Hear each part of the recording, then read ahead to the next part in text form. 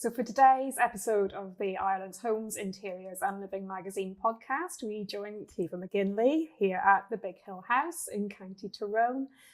Caoímhe, thanks for inviting us in today. Thanks for being here.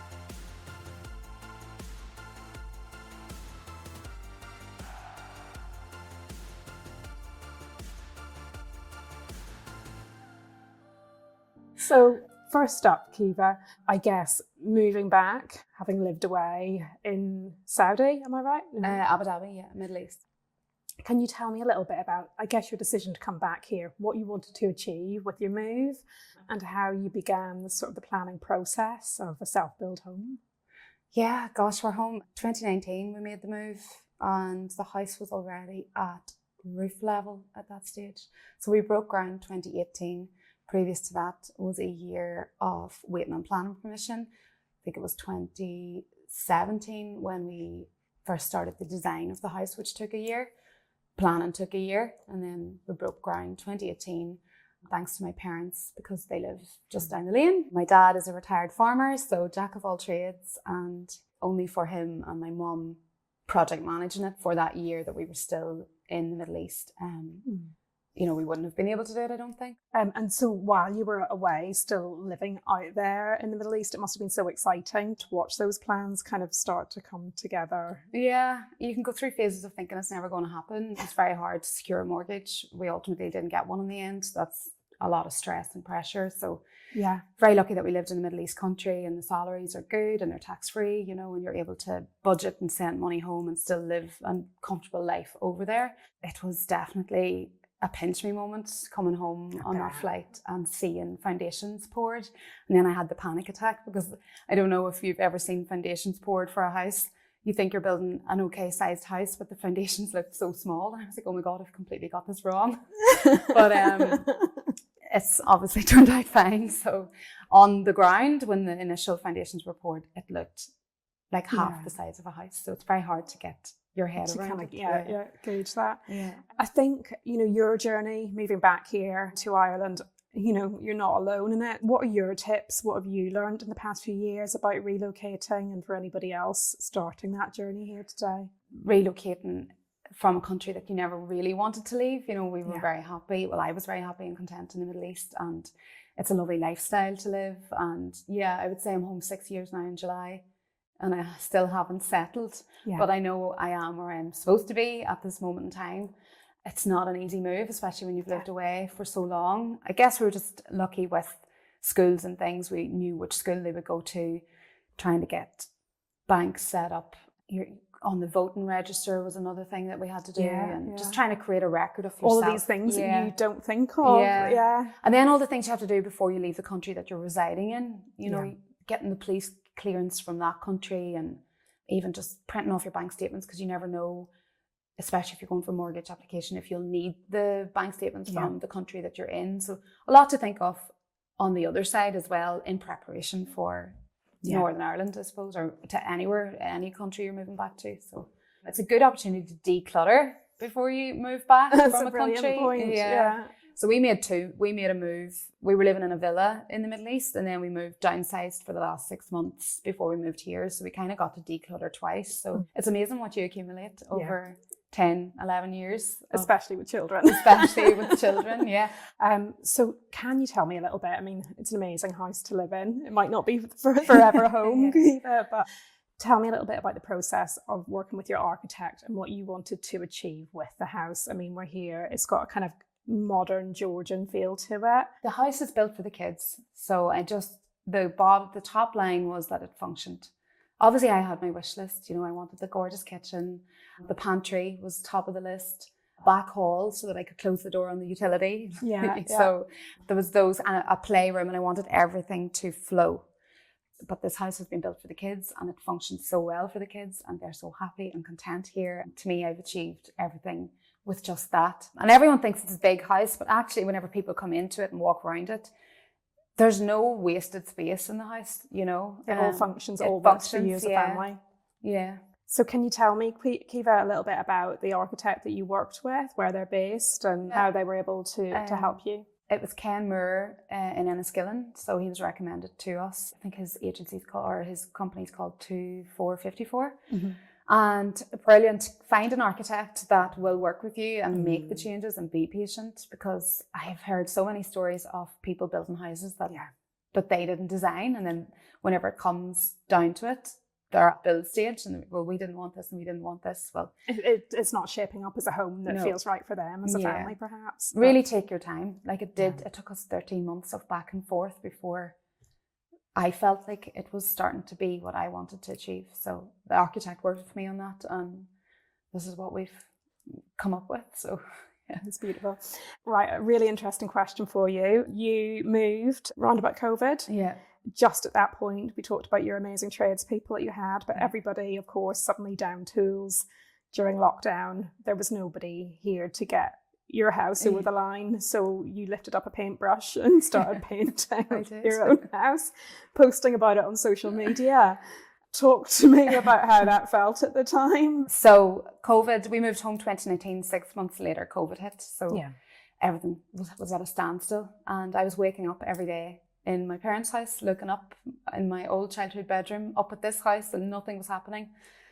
So I was like, I need to feel like this is moving in some direction. So I remember having a conversation with my mum that August, and I was like, I think I can start painting the house.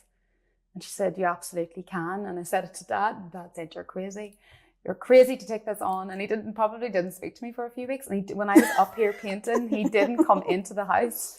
And I remember he didn't come into the house for about 4 months. And I had the full base coat done. I started the first week in September. Yeah. And I was finished the last week in November.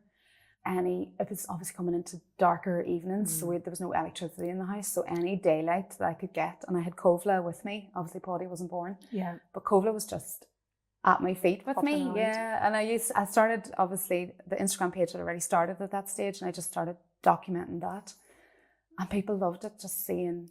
I think people can really connect to that, out of that sort of frustration of this isn't happening. It's not, the house isn't going as I want it to take action yourself, Yeah. There's something really empowering about that, for other women, I think, watching it. Oh, definitely. And the fact that I was a woman doing the painting was the biggest thing. And then just seeing, I suppose, Kovla not touching the paint. It was all the mummies were like, how are you doing this? My art children would be covered in paint. But I think she was 18 months old, and it's just from the get-go, I was like, don't touch the paint. I was very lucky. Can you tell us a little bit about your interior style and how you would describe it? Yeah, so again, at that time when I was painting the house, like I know there's like I say Georgian with a modern twist. I had no clue, even at that stage, how I wanted to finish the house. Like I have a love of all type of interiors. Yeah. And I remember when I used to travel the world back in college days, I remember being in like little quaint furniture shops, and I was like, I'd love to have that in my house, and I'd love to have that in my house. It was a real mixture, so I had no style really, and I feel like COVID forced me to just take my time and really step back and figure out how I wanted to do this and finish the house out. And I just love the idea of that timeless feel to a house. Because you see it so often, like I know people that change their houses every year, every 2 years, right down to rugs, carpets, curtains, everything.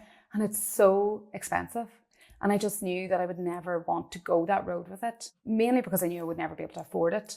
And then secondly, just I love the idea of still having the same sort of furnishings 10 years down the line. Yeah. And I love the idea of, especially the children's bedrooms, doing a room that would grow with the children without having to make massive changes. Because, like you have the small babies, and it's so easy to get caught up in the cute animals in the nursery and everything. But the boys were like 5 and 6, and they're now 6 years older, and their room, aside from bedding, is all that really needs changed. Yeah. So I brought in the more childish features with the bedding, but now they're 9 and 10. I can put the more. It's easy to adapt. It's easy, just with that, and with the world map and the colour of the paint and their beds will take them right through to they're off to college. Yeah. So that was the goal with it all, that I wouldn't be wanting to change it other than a lick of paint. Do you have a favourite space here at home, Kiva? I'd say it changes. It changes with the seasons. Yeah. Definitely. Like I'm huge on seasonal decor. Where the sun sets in this house, snowy days in this house would make me have different favourite spaces. I would say it would have to be the kitchen and pantry really as the ultimate one. It's a dream kitchen. It works so well for family life. I love my pantry. I love when they're all sitting up having their meals and doing their homework and just chatting. And yeah, I would definitely have to say the kitchen, Greenhill kitchens. I grew up as a little girl always wanting one. My parents' kitchen is 35 years old and it's a Greenhill kitchen, and yeah, they just stand the test of time, I think. So it's a dream come true having the kitchen that I have. You were talking a bit about seasonality there. When I was researching ahead, I was, catching up with you today. Seasonal decor and Christmas trees. Am I right in saying that before you'd ever moved in that you had decided on the Christmas tree spot and it was a must-have? Yeah, definitely. I had Christmas trees in this house when there was just concrete floors in it and we weren't living in it. But yeah, I'm big on Christmas, love Christmas. It's a dream come true having the hallway.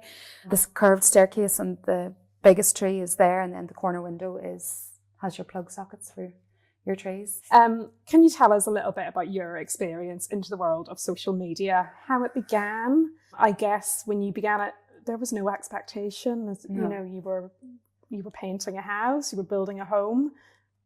I left a job in a country that I loved and was in the throes of motherhood, probably lost my identity a little bit in all of that. And it was set up firstly as a creative outlet for me to keep my brain ticking outside of 3 under 4 and then another one on the way. So I have a passion for photography and I knew I take photographs of everything. It drives my family crazy.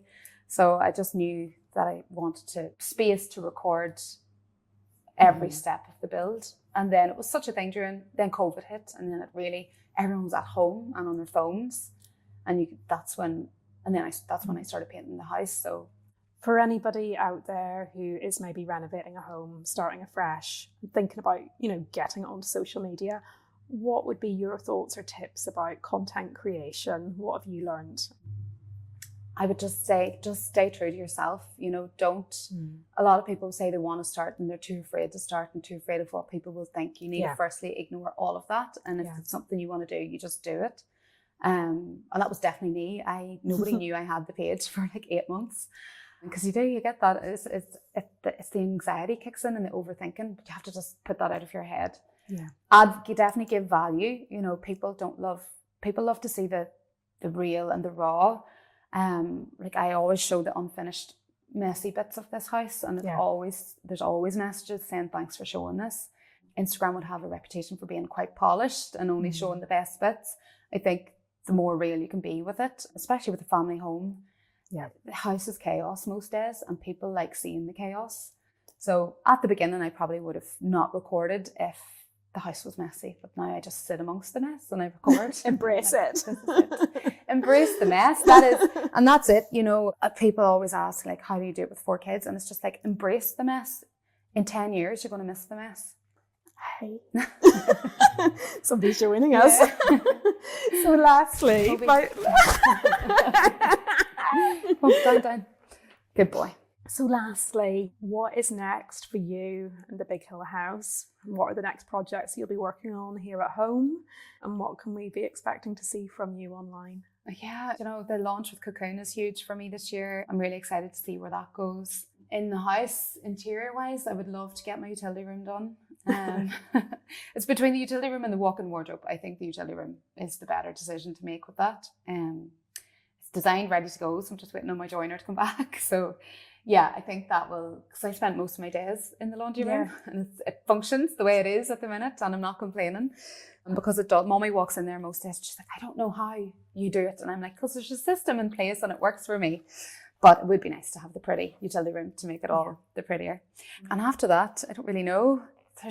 Every month is different. I'm always looking ahead, trying to plan in what's coming next. So I wouldn't be able to, one day at a time, literally is how I live my life. Whatever is coming next, we wish you the very best of luck with all of it. Thank you for helping us today. Thanks.